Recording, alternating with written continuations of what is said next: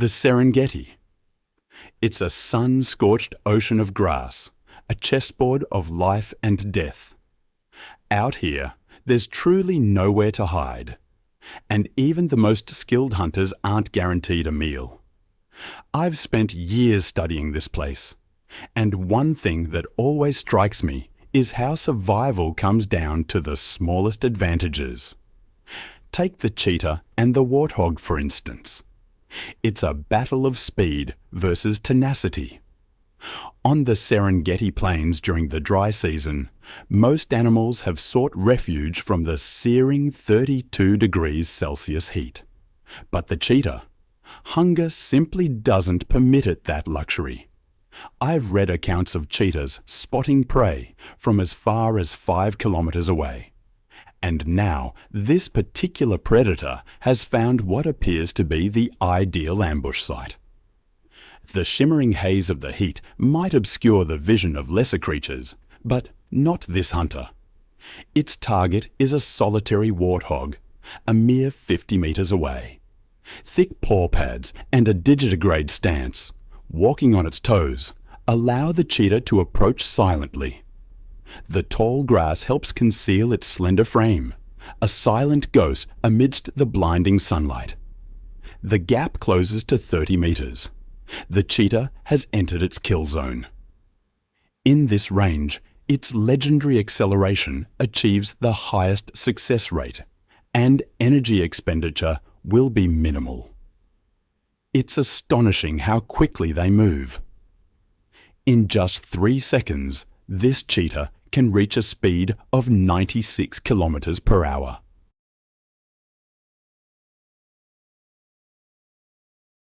Its stride extends to 7 meters, thanks to a flexible spine that coils and uncoils like a spring, allowing the hind legs to reach far forward. Semi-retractable claws dig deep into the ground like spikes, providing absolute traction. But the warthog is no easy target. Its speed is only about half that of the cheetah, around 50 kilometers per hour. However, a low center of gravity allows it to corner continuously, running in a frustrating zigzag pattern. The cheetah is forced to swing its 80-centimeter long tail to maintain balance and stay glued to its prey. The warthog's salvation has appeared, an abandoned aardvark burrow. Most predators would surrender the moment the warthog retreats into it. But perhaps hunger has eclipsed the cheetah's instincts. It has won a high-stakes gamble. The greatest risk stems from the warthog's 25 to 50 centimeter long tusks. When retreating into a burrow, it rarely enters head first. Instead, they back their hindquarters in. The armored head and sharp tusks face outward, acting as a solid line of defense. At this moment, the burrow becomes an impregnable fortress. Any cheetah or lion foolish enough to stick a paw or snout into that darkness faces a penetrating gore. Many inexperienced predators have suffered torn noses or permanent blindness when attempting to breach this door of death. The warthog's upper tusks curve upwards, acting as wet stones for the lower set.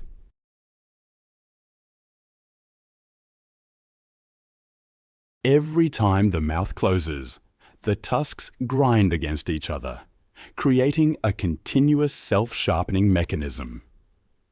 The result is a set of daggers so sharp they can slice through flesh with a mere shake of the head. And, in the worst-case scenario, when no burrow for shelter, the warthog chooses the most violent solution: counterattack. A mature male warthog can weigh up to 100 kilograms, and when charging at nearly 50 kilometers per hour, that body generates terrifying kinetic energy. It is like a cannonball ramming straight into the enemy. For a slender cheetah, a bone-shattering impact is synonymous with a death sentence. But the warthog always prefers to avoid conflict with predators. They move silently through elephant grass that stands taller than their heads. The leader paves the way, with its slender tail held upright at a 90-degree angle. The tuft of hair at the tip acts as a visual beacon for the others to follow. In this dense sea of grass, this signal helps the family maintain formation and prevents any member from getting separated. This discipline is a matter of survival, because in the Serengeti, danger comes not only from the lightning-fast sprints of the cheetah. Spanning over 30,000 square kilometers, this ecosystem shoulders the largest animal biomass on the planet. 4,000 lions and approximately 1,000 leopards continuously patrol to maintain order every single day. Within that intricate food web, warthogs are biological plows.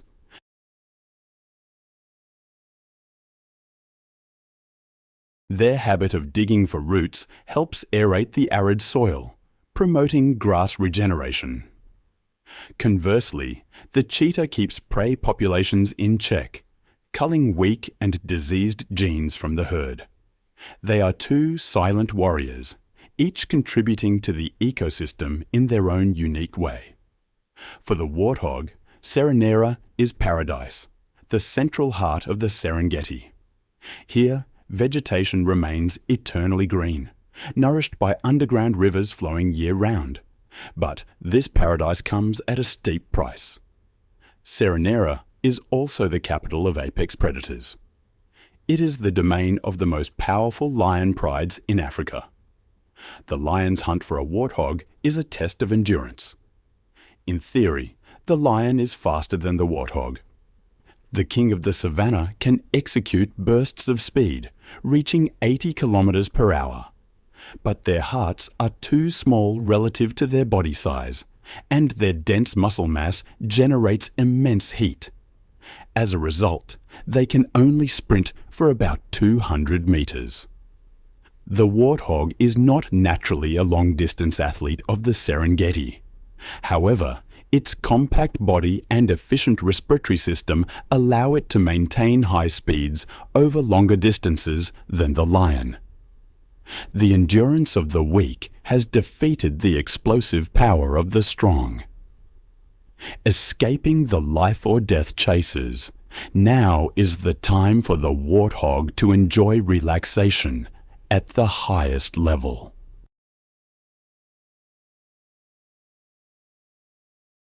Near termite mounds or dense thickets, we encounter a scene that looks like it stepped right out of a Hollywood movie. A warthog lying flat, allowing a troop of banded mongooses to climb all over its body. This image immediately brings to mind the duo Timon and Pumbaa from the classic film The Lion King. However, in the Serengeti, this is a serious and fair biological transaction. Because they live their lives in mud and burrows, the warthogs. The leopard's victory is often short-lived in the Serengeti. Even after finding the most secluded spot to enjoy its meal, it's not truly safe. I've often thought about how nature's harshest law is always being enforced. The strong take what they want. I remember reading about a leopard that was actually lucky to escape the claws of a lion. There was certainly regret over the unfinished meal, but the leopard knew better than to risk its life, understanding it couldn't win that fight. A mature male leopard only weighs about 60 to 80 kilos, while a male lion can be a biological tank weighing over 200 kilos, nearly 3 times the weight of its opponent. The lion's bite force of 650 pounds per square inch can crush a rival's skull. The leopard is an agile assassin, yes, but in the game of brute strength, the lion dominates completely. Science calls this kleptoparasitism. About 20% of the leopard's kills end up in the hands of lions or hyenas. For a lion, Stealing from smaller predators is a highly efficient energy-saving strategy.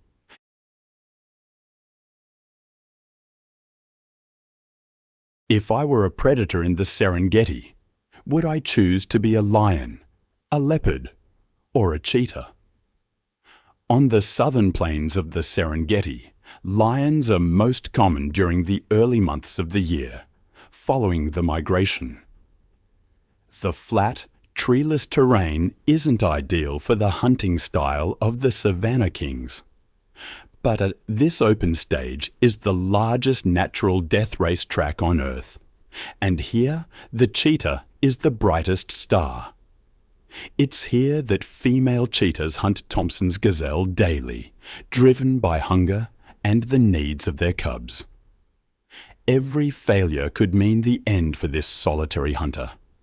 The statistics in the Serengeti are grim.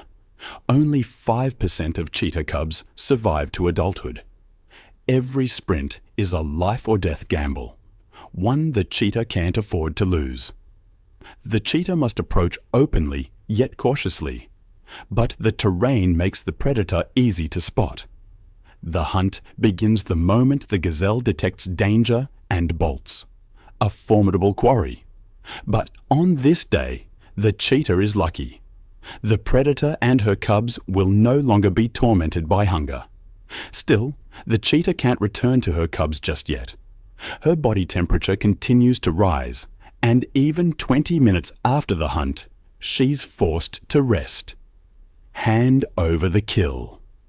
Under the command of aggressive alpha males, the troop lays siege with methodical precision.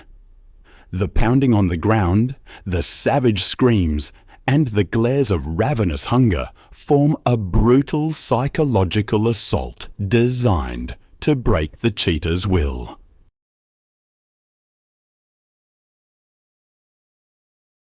The cheetah is utterly helpless against the ferocity of the baboon troop.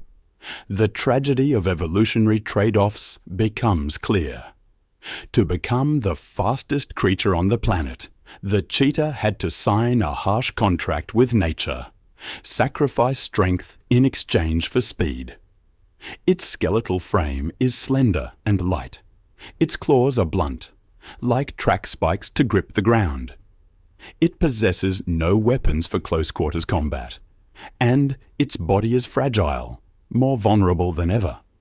The cheetah is entirely alone and forced to calculate for the future. A single leg injury could mean death for a hunter reliant on speed. Most importantly, the cheetah remembers her cubs hidden nearby. If the baboons find them, they will show no mercy. It's a calculated move to eliminate future competitive predators. Confronting baboons has never been a wise choice. Solitude is a fatal weakness for the female cheetah, but that's not a concern for the males. They form coalitions to hunt together and defend their kills. A cheetah coalition consists of 2 to 3 males, usually brothers from the same litter. Unity allows them to target larger and more dangerous prey. This blue wildebeest is a prime example. This is a high-risk physical gamble. An adult wildebeest weighs up to 250 kilo, 5 times the weight of a single cheetah. It's like a leather-armored tank with curved horns and razor-sharp hooves, capable of crushing the skull of any attacker.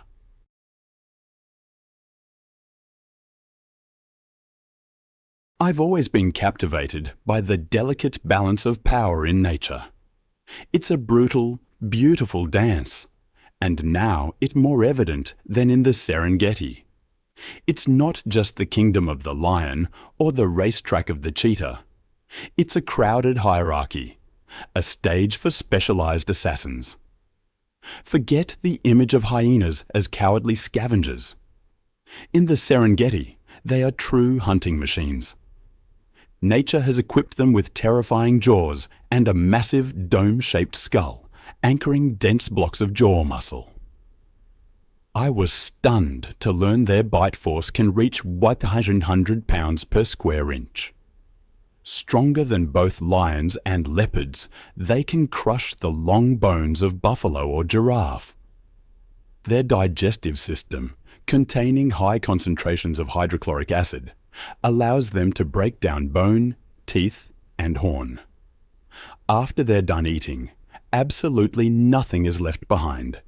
And, contrary to what many believe, spotted hyenas hunt for the vast majority of their food, between 70 and 95%.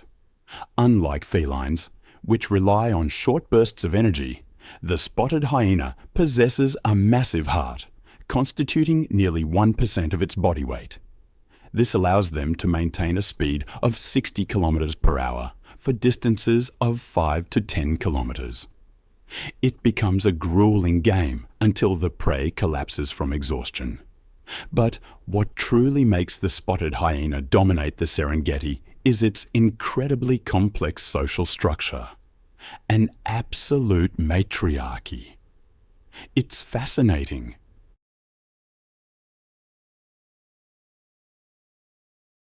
Due to a surge of androgen hormones while still in the womb, female spotted hyenas are larger, more aggressive, and completely dominate the males.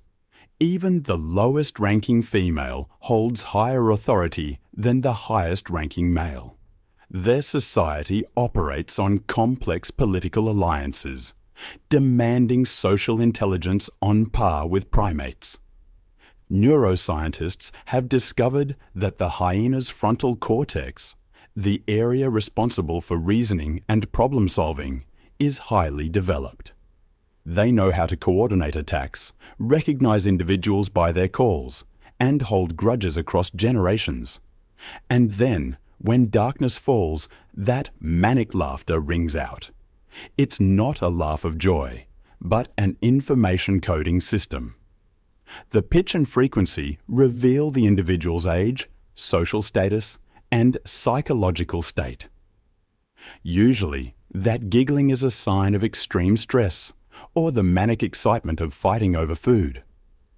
These peak emotions often stem from the eternal war with lions. It's the deepest feud on the savannah, driven not just by food, but by the overlapping of ecological niches. Lions kill hyenas simply to eliminate the competition. Conversely, the spotted hyena is the only species that dares to mob the king of the grasslands if they possess a numerical advantage of 4 to 1. A clan of hyenas is ready to rush in to steal a kill, or even kill lionesses and cubs. The war between the spotted queen and the man-king is a bloody scale of power.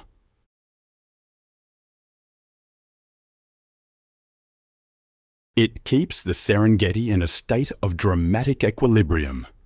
And lurking on the periphery of that war for the throne is the silent figure of the African wild dog. Sighting a pack of them is a rare moment. These large predators are currently classified as endangered. They wander like exiles in their own homeland. Their scientific name, Lycaon pictus, means painted wolf, and each individual wears a unique coat of chaotic black, gold, and white patches. But don't let that colourful, abstract appearance deceive you. It's a disruptive camouflage design, helping them dissolve into the dappled light and shadow of the bush. They monitor their surroundings with massive rounded ears that act as satellite dishes, receiving sound signals from afar. Noiseless they may be, but African wild dogs are the true assassins of the savannah. Lions hunt with a success rate of only about 25 to 30%, but the African wild dog succeeds up to 85% of the time. Once the pack decides to give chase, the prey's death warrant is practically signed. Discipline and endurance are the keys to their success. They enter the hunt at speeds of 60 kilometers per hour, and the entire formation maintains that velocity for an absurdly long time, They take turns leading. When one tires, another moves up to take its place, creating a relay running machine that never stops. The prey does not die from wounds, but from sheer exhaustion, and death comes very quickly.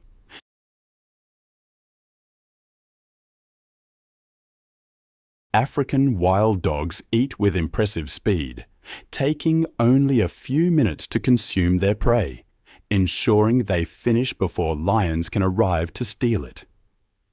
However, the brutality shown during the hunt stands in stark contrast to the incredible tenderness of their social life.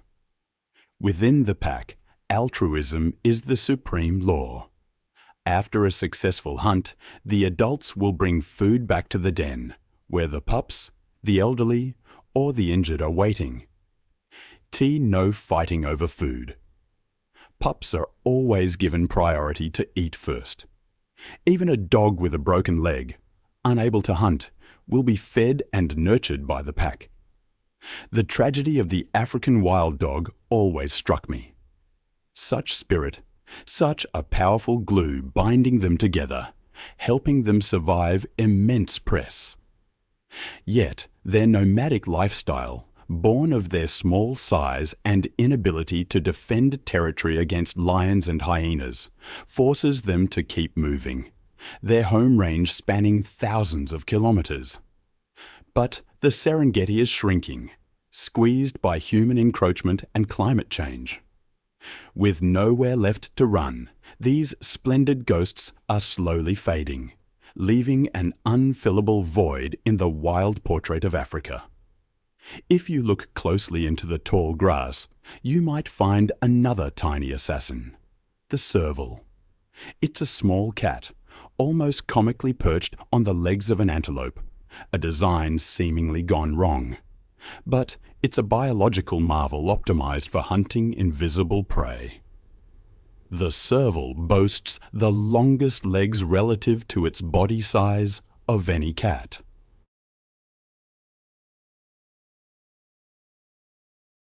These legs act like biological stilts, elevating its body above the ground, allowing it to move lightly and peer over the dense elephant grass that obscures other cats.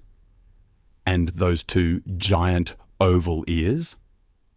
They function like parabolic dishes, rotating independently 180 degrees, scanning for ultrasonic frequencies, sounds beyond human hearing. In that dense grass, vision is almost meaningless. The serval hunts by sound. It stands as still as a statue, ears constantly rotating and adjusting, performing audio triangulation to pinpoint the exact location of a mouse moving under thick grass meters away. Once locked on, the serval executes its signature strike, compressing its body and launching vertically into the air. This rainbow arc jump can reach 2 to 3 meters, before crashing down like an air-to-ground missile. The serval throws its entire body weight onto its front paws to deliver a stunning blow to the prey. The impact force is often enough to kill or knock the rodent unconscious before it even knows what happened. This hunting machine is shockingly efficient, achieving a kill rate of up to 50%. For every 2 attempts, one creature loses its life. The highest success rate among wildcats in Africa. But competitive prez in the Serengeti has forced the serval to alter its behavior. Cats are instinctively nocturnal, but here the night belongs to brutal prides of lions and clans of hyenas.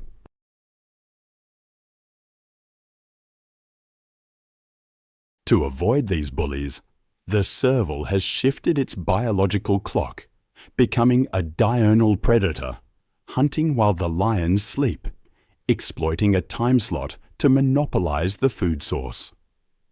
And that food source plays a vital role in the health of the savanna. Each serval consumes thousands of mice and rodents every year. Without this pest control squad, the rodent population would explode, devastating grassroots and seeds. The Serengeti would risk losing the green in its ecological portrait. In a world of giants, small creatures like the serval need either invisible speed or insane recklessness to survive. The black-backed jackal chooses the latter. Don't let their modest size deceive you. They aren't passive scavengers waiting on the sidelines. They are audacious street robbers, daring to challenge death to snatch morsels of meat right from the lion's mouth. This is active kleptoparasitism. When a pride of lions is tearing into a kill, the black-backed jackal doesn't flee. On the contrary, they rush in with terrifying aggression. This is a display of cold calculation and nerves of steel. They operate in pairs or small groups using a methodical diversionary tactic. One will run around barking loudly, even nipping at the lion's tail or hind legs to draw attention. When the lion turns to growl in fury, the second jackal flashes in like lightning, grabs a chunk of meat, and vanishes into the bush. It's a dance with death that the black-backed jackal has memorized every step of.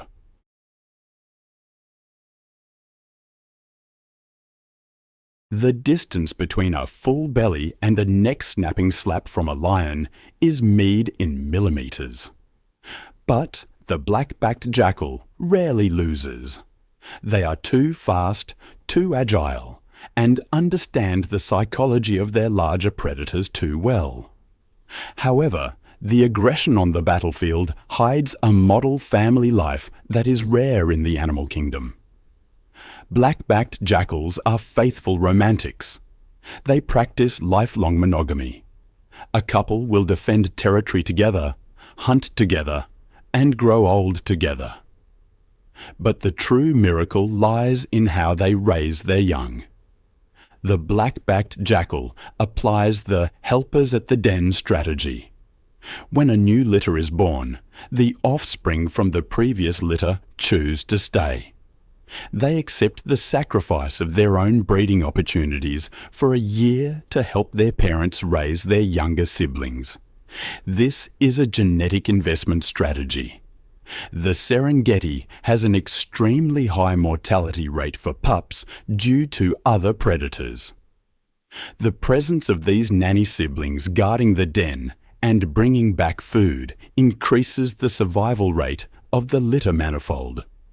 The black-backed jackal family operates like a closed, disciplined military unit. And finally, the secret weapon that helps them thrive while others decline is a superior immune system. The Serengeti is a hotbed of disease. Distemper and rabies frequently sweep across the savannah like storms of death. These outbreaks have wiped out entire packs of African wild dogs and lions, but not the black-backed jackal.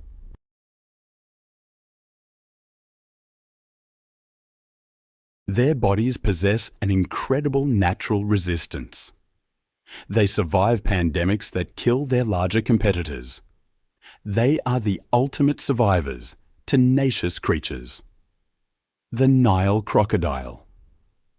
It's a creature that has existed since the time of the dinosaurs, hardly needing to change its design for over 200 million years. I find that astonishing. To think of them lying in wait beneath murky waters, the most patient predators on Earth. When the dry season arrives and the rivers recede, they withdraw, slowing their heart rate to almost nothing. They can hold their breath underwater for up to 2 hours in an active state, and up to 8 hours while resting. They transform into inanimate logs, awaiting the Great Migration. And when millions of wildebeest and zebras are forced to cross the river, the Nile crocodile strikes. Their snap is a masterpiece of hydraulics. The jaws generate a bite force of up to 5,000 pounds per square inch, 5 times stronger than a hyena, 8 times stronger than a lion. I try to imagine that force, like dropping a small truck onto its prey. Once those conical teeth lock tight, nothing can escape. But because crocodile teeth lack cutting or chewing functions, they must tear flesh using pure physics. This is where the death roll appears. The crocodile clamps down on the prey and rolls its body along the longitudinal axis at dizzying speeds. It's a horrifying spectacle. But it's the only effective feeding method for them.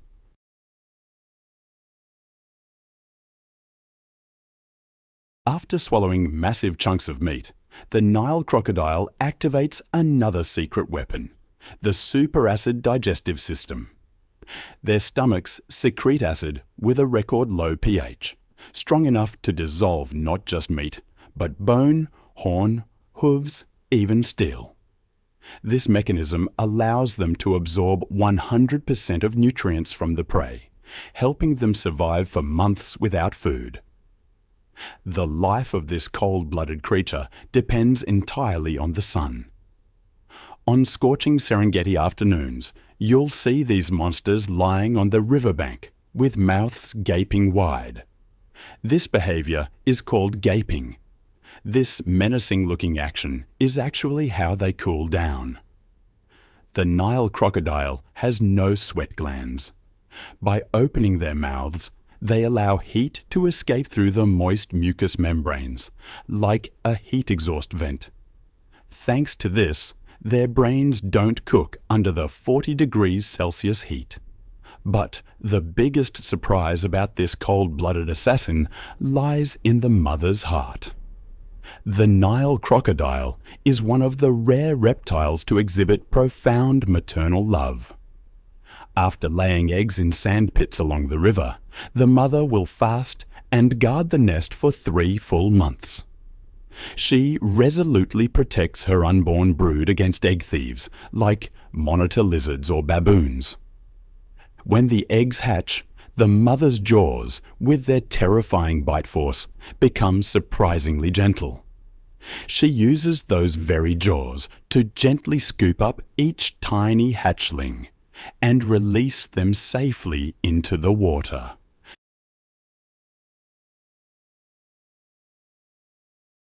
The tenderness of this monster is a beautiful paradox. It's a reminder that in the wild, brutality and love always walk side by side to sustain life. But the ecological tapestry of the Serengeti is not woven by predators alone. The landscape continuously reshaped by the impact of giant grazing machines. We call them the architects. Without them, the Serengeti ecosystem we know today would collapse, vanishing beneath impenetrable thorny thickets. The African bush elephant is one of them. They survive in the Serengeti without the need for fangs or claws. Standing 4 meters tall and weighing up to 6 tons, they are massive living walls. Even the fiercest predators must tread carefully before such a colossal stature. The African bush elephant holds a critical role in the Serengeti ecosystem. Scientists call them a keystone species. If elephants were removed, the Serengeti would collapse. The reason is that they are brilliant landscape architects. To maintain that massive muscle mass, an adult elephant must consume up to 300 kilograms of vegetation daily. In the process of eating, they act as heavy demolition machines.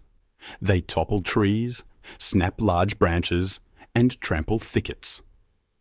By preventing vegetation from growing too dense, the African bush elephant stops the savanna from turning into a closed forest. They tear open spaces, allowing sunlight to reach the ground so grass can grow. This is a precious food source for millions of antelopes and zebras.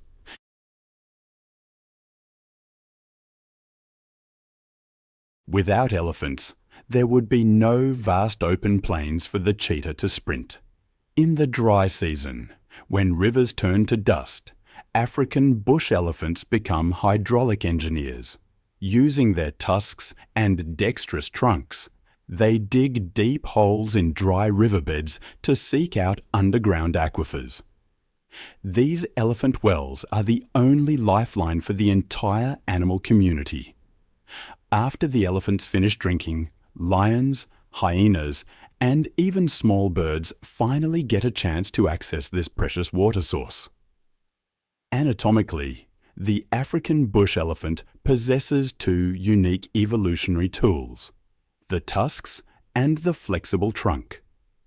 Tusks are actually elongated in sizes that grow continuously throughout life. They are crowbars for digging roots, weapons for combat, and tools for stripping baobab bark. Meanwhile, the trunk is a marvel of biological engineering. With not a single bone, the trunk is composed of over 40,000 separate muscle fascicles. It's strong enough to lift a 300-kilogram tree trunk, yet the tip is delicate enough to pick up a tiny grass seed. However, physical strength is only half the story. The African bush elephant rules the Serengeti through wisdom and connection. Elephant society is a strict matriarchy. The herd is led by the oldest female, the matriarch. She is not the strongest, but she is the living library of the herd. The African bush elephant's brain has a massively developed temporal lobe where spatial memories are stored.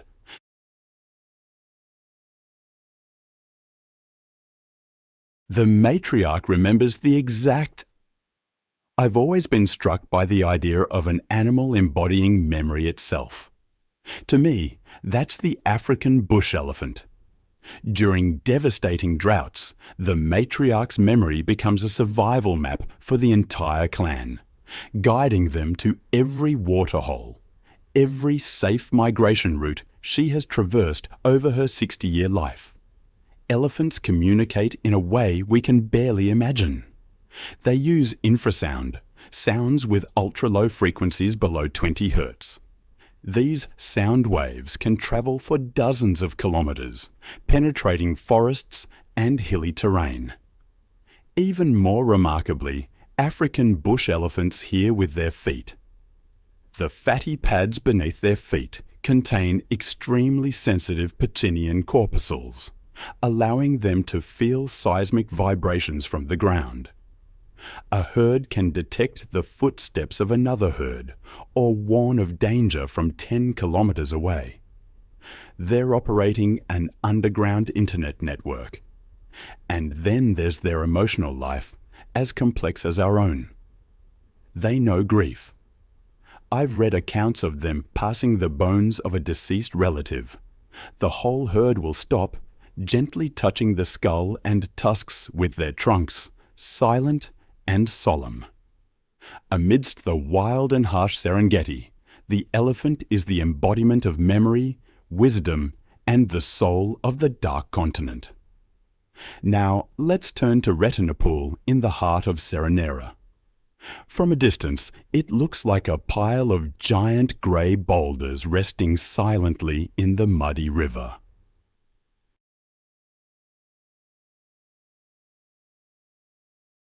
But as you draw closer, the overpowering stench and low, guttural growls reveal the truth. This is hundreds of hippos packed together, creating a spectacle known as hippo soup. The hippopotamus is one of the natural world's most misunderstood creatures. They look rotund, slow, and somewhat comical, but in reality, these are the most aggressive amphibious tanks on the Dark Continent.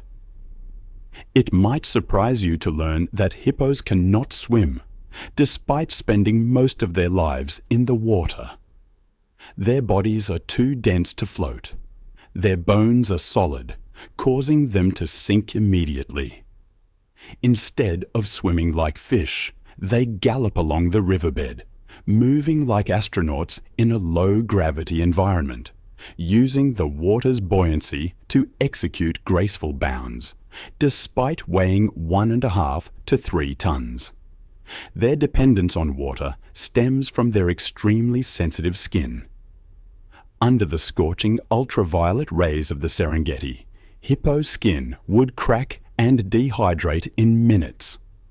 To cope, nature has equipped them with a unique natural sunscreen.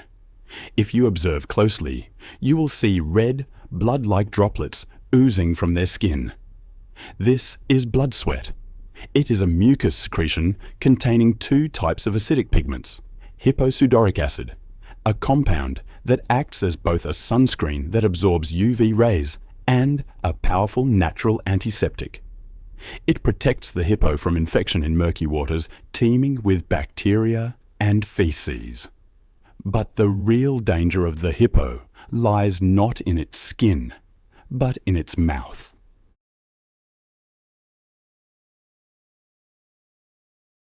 At Retinapool, you often see hippos opening their mouths as wide as possible. That is the threat yawn. A hippo can open its jaws to 150 degrees, displaying a lethal arsenal. Lower canines up to 50 centimeters long, sharp as razors, and hard as ivory. This is the final warning. If the warning is ignored, the hippo will attack with a bite force nearing 2,000 pounds per square inch. They can snap a crocodile in two or crush a small boat. They are the deadliest large mammal in Africa. The hippo of the day and the hippo of the night seem to be two different creatures. By day, they are social beings, gathering in the water to cool off and conserve energy. But when the sun sets, the hippo leaves the water, becoming a solitary and sullen creature. In the dark, they follow familiar paths, known as hippo highways, to graze.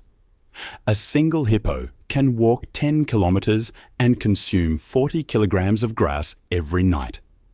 Their role as ecological engineers lies in nutrient transport. They graze on land and defecate in the water. Tons of this organic matter nourish the aquatic ecosystem, feeding fish and insects, thereby sustaining the life of the entire river. And finally, their relationship with their neighbor, the Nile crocodile, is a tense peace treaty. You often see crocodiles sunbathing right on the backs of hippos. That is respect rooted in fear. The crocodile knows its limits.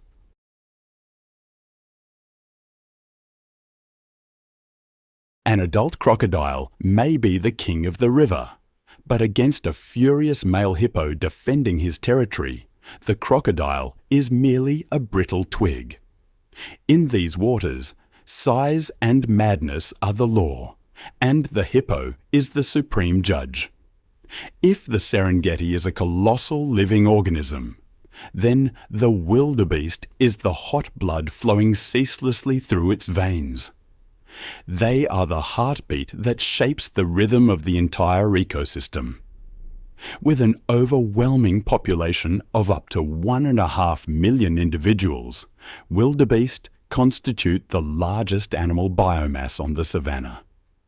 Viewed from above, their migrating army looks like a river of black ink surging through a sea of golden grass, an unstoppable force of nature. Their first and most crucial role is that of biological lawnmowers. Wildebeest possess broad muzzles, specially designed to graze on the short, nutritious young grass close to the ground. Every day, this army consumes over 4,000 tons of grass. This large-scale grazing stimulates the grass to grow back faster and stronger. Simultaneously, they deposit about 500 tons of dung daily, a massive amount of fertilizer that helps regenerate nutrients for the arid soil. Without the wildebeest, the Serengeti grasslands would become overgrown, dry out, and become prone to fires, shattering the food chain at its roots. But the true miracle of this odd-looking creature lies in its swarm intelligence. The wildebeest has no leader. No alpha gives the orders.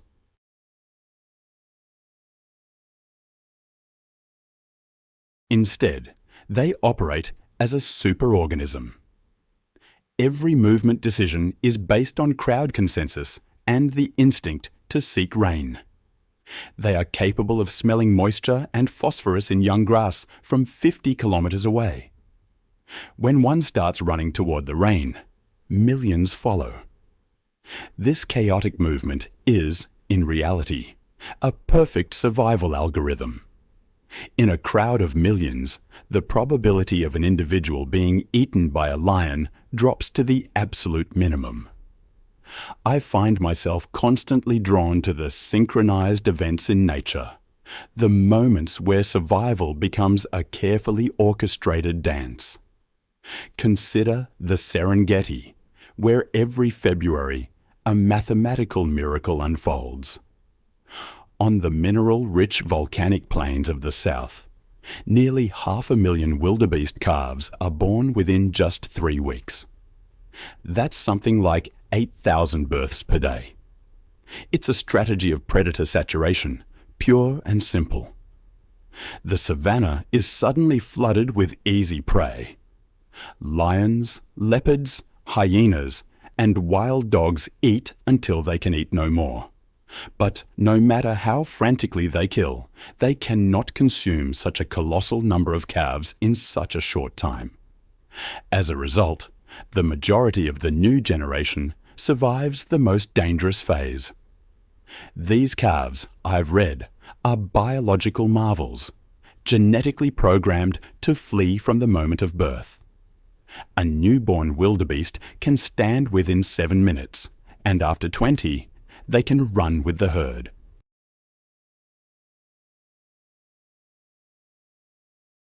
At a steady pace, the wildebeest is a winner in the game of evolution, transforming individual weakness into the immortal strength of the collective. They are, in a very real sense, the life source, the driving force, and the eternal soul of the Serengeti.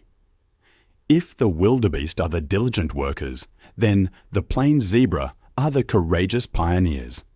They are always the vanguard, charging into the tallest and densest grassy areas. This pathfinder role stems from the plains zebra's unique digestive system. Unlike the wildebeest, which require young grass, the zebra is a hindgut fermenter.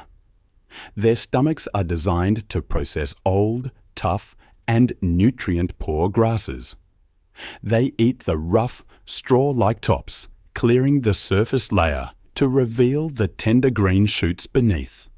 But their most striking identifying feature, that black and white striped coat, remains one of evolution's greatest mysteries. These stripes create a motion dazzle effect.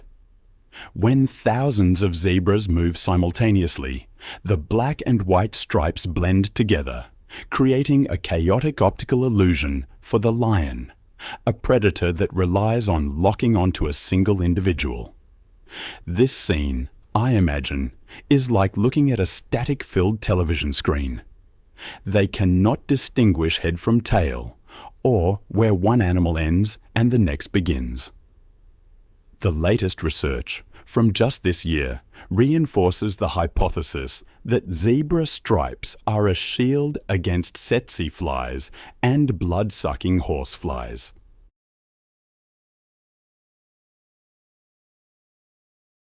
The light-reflecting structure of the stripes disrupts the insect's navigation systems, making it difficult for them to land. In an ecosystem rife with pathogens, this is the most advanced biological hazmat suit imaginable. Beneath that uniform exterior lies a tight and disciplined social structure. Plains zebras do not live in a disorganized mob. They live in harems consisting of a dominant male, several females, and their foals. When pursued by lions, the male often runs at the rear or breaks away to distract the enemy, so his family can escape. His weapon is the legendary rear kick. A zebra's kick can generate an impact force of nearly 3,000 pounds per square inch. It is strong enough to shatter a lion's jaw or break a hyena's ribs.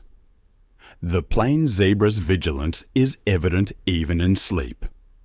Thanks to the stay apparatus mechanism in their legs, they can sleep standing up without expending energy to maintain muscle balance. This posture allows them to switch from sleep to a full sprint in a split second if an alarm sounds. And to optimize defense, the plain zebra has established a strategic alliance with the ostrich. This, I think, is a perfect fusion of senses. The zebra has extremely sensitive smell and hearing, but limited low-level vision. Conversely, the ostrich has large, keen eyes and a height advantage, acting as a mobile observation tower, but a poor sense of smell. When together, they form a comprehensive early warning radar system.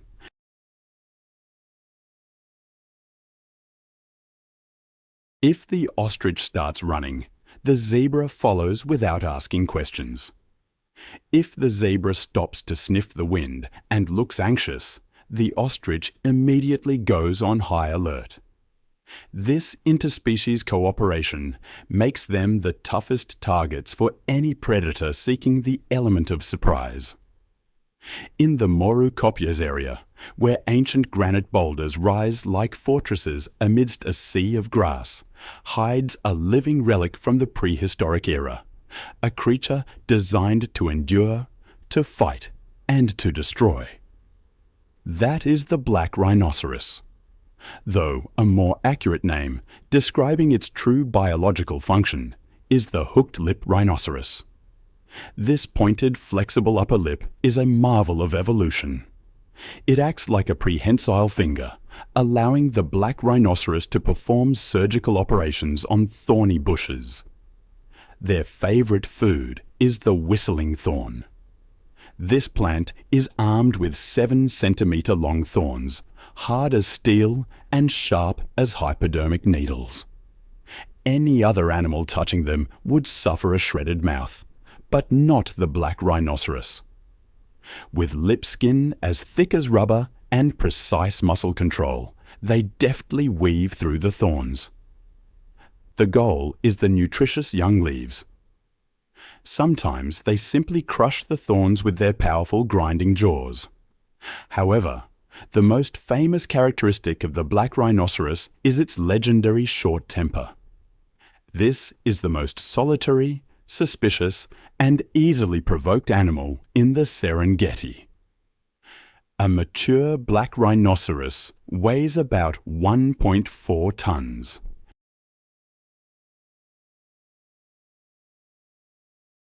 It is a block of armored muscle. When it feels threatened, it does not run away. It seeks to eliminate the threat. From a standstill, this 1.4-ton tank can accelerate to 55 kilometers per hour.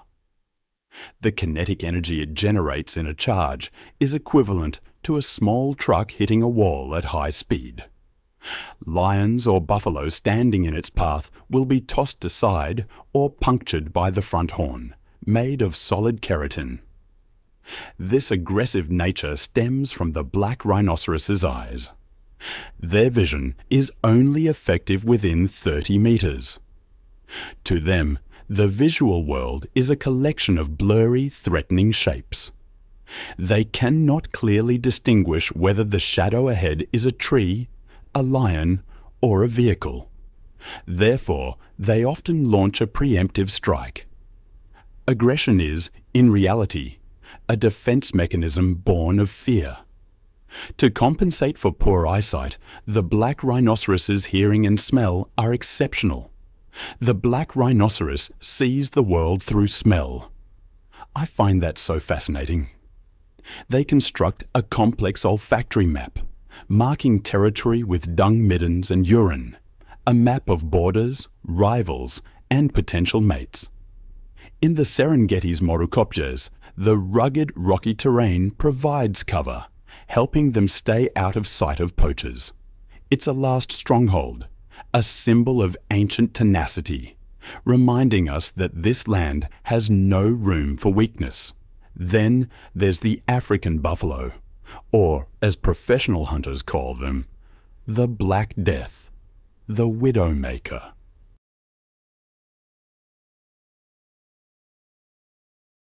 Their horns are massive, curved like hooks, but the most terrifying feature is the boss, the fused horn bases forming a solid bone shield. I've read that it can deflect a close-range rifle bullet. Imagine that. When they attack, they use that boss like a sledgehammer. The society of the African buffalo is divided. There are the breeding herds, sometimes numbering up to 1,000 individuals, a mobile fortress guided by what scientists call crowd intelligence. It's a strange voting mechanism where resting females face the direction they want to go, and the most popular direction becomes the herd's path. And then there are the dagger boys, old males past their prime, expelled from the herd. Don't underestimate them. They're the most dangerous, ready to strike against anything invading their space. But their ferocity is clearest in their mobbing tactic. They are the only herbivores in Africa that actively hunt down predators. The herd doesn't flee when a calf is caught. They counterattack. Hundreds of tons of meat and horn charge like a tsunami, surrounding the lions, cutting off escape.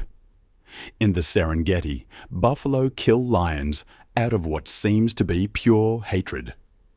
If you ever face a buffalo, you'll experience the stare. They stop eating, lift their heads, nostrils flaring, smelling your fear. Their black eyes lock onto you, assessing the threat, deciding whether to turn you into dust. In that moment, you understand why no animal wants to mess with the Black Death.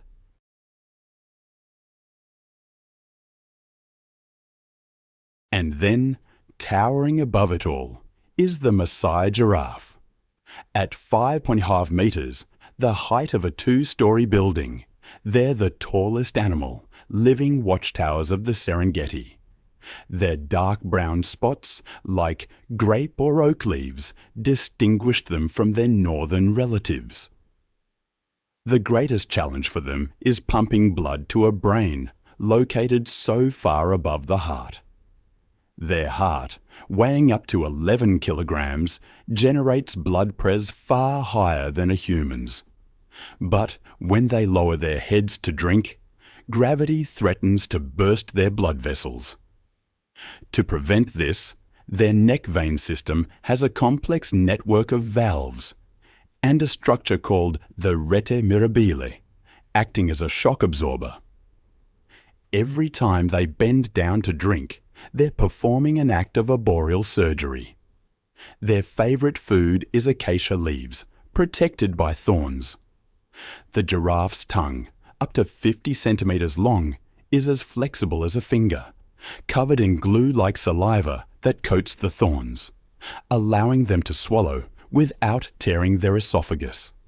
And that tongue, remarkably, is purple-black, a biological sunscreen protecting it from the equatorial sun. The life of a Maasai giraffe isn't always peaceful. Males engage in brutal battles called necking, swinging their necks like demolition cranes. The head, armed with rock-hard ossicones, strikes the opponent's ribs with tremendous force. The winner gains mating rights, while the loser may suffer fatal injuries.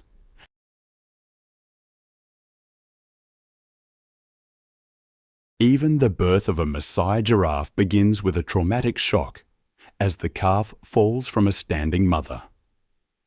A giraffe calf enters the world with a free fall, a drop of 2 meters onto the hard ground.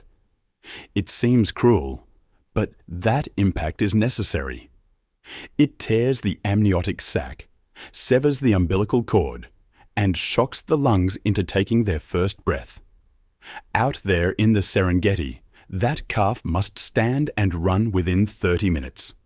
If it doesn't, lions or hyenas will find an easy meal. The Maasai giraffe, With eyes the size of golf balls and 360-degree vision from its superior height, acts as an early warning system for the entire plain. When zebras or antelopes see the giraffe start to run, they don't ask questions. They simply follow. Trust in this living watchtower is one of the most fundamental rules of survival here. From the scattered, rocky outcrops around the Mopane woodlands, a sound rings out, loud and decisive, breaking the silence of the early morning. It's the call of the Cape baboon, one of the largest, smartest, and most socially organized primates in southern Africa. They start their day with confidence and commotion, as if this land is their well-known domain, where every step has already been mapped out in their minds. In the Luangwa Valley, I've often seen chacma baboons around rocky highlands, forest edges, and buffer zones near the river.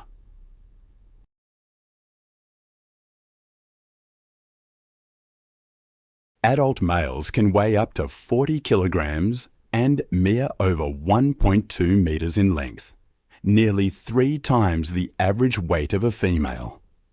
Their fur ranges from brownish grey to ash grey, sometimes with a thicker mane around the neck, helping them blend easily into the dusty red terrain, rocky outcrops, and short grasslands. They live in troops ranging from 20 to 80 individuals, led by a dominant male who guides movement, offers protections, and maintains order. This social structure is highly flexible, held together through behaviours like grooming, food sharing, and caring for the young. These strong social bonds not only help the troop stay united when faced with predators, but also foster a community with a remarkable capacity for learning and adaptation. As true omnivores, chacma baboons consume nearly anything digestible in their environment, from grasses, roots, fruits, and tender leaves to seeds, insects, bird eggs, and small animals like lizards, mice, and nestlings. Their flexibility in food choices is one of the key factors that allows them to thrive across a wide range of habitats, from open woodlands to semi-deserts, and even mountainous regions. In central Luangwa, they often track the seasonal changes of available resources, especially fruiting trees along the Luangwa River or near wetlands during the rainy season.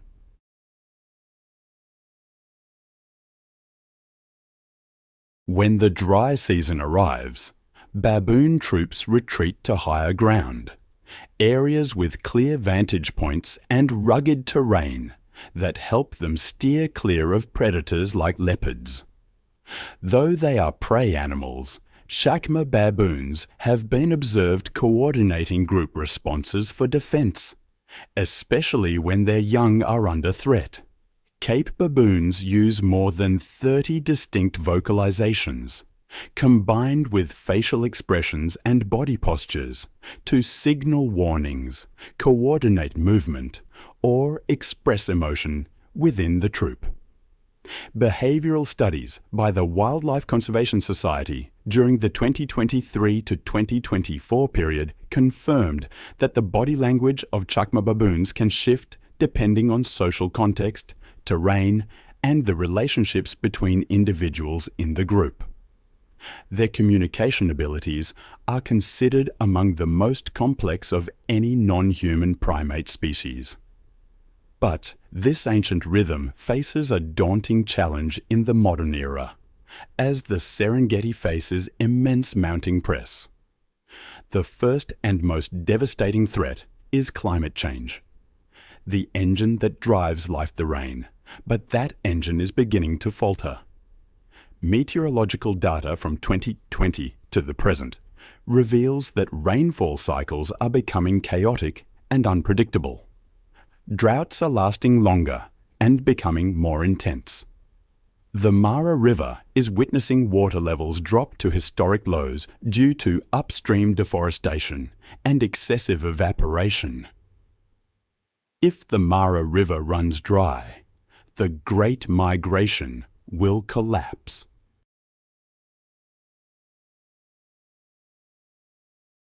Millions of antelopes will die of thirst before reaching the green pastures, triggering the demise of the predators that depend on them. The second threat comes from human prey. Populations in the buffer zones surrounding the Serengeti have quadrupled in just a few decades. The encroachment of agriculture and livestock grazing is choking off ancient migration corridors. Human-wildlife conflict is reaching a boiling point. And, in the shadows, another silent war is being waged: snare poaching. With no noisy gunfire, poachers use thousands of wire snares fashioned from motorcycle brake cables. These are invisible assassins. According to reports from the Frankfurt Zoological Society, patrol teams remove thousands of these traps every year. These snares do not discriminate. From antelope and zebra to lions, leopards and elephants, all can become victims, suffering a slow, agonizing death. The Serengeti is no longer an isolated island of creation. It is buckling under the weight of human development. However, the hope to save the Serengeti remains unbroken. The battle to protect the Serengeti has entered a high-tech era. Tanzania National Parks authorities are implementing unprecedented protection measures. Drones and surveillance camera systems are deployed to root out poaching camps deep within the bush. GPS tracking collars are fitted onto large animals like elephants, lions, and black rhinos.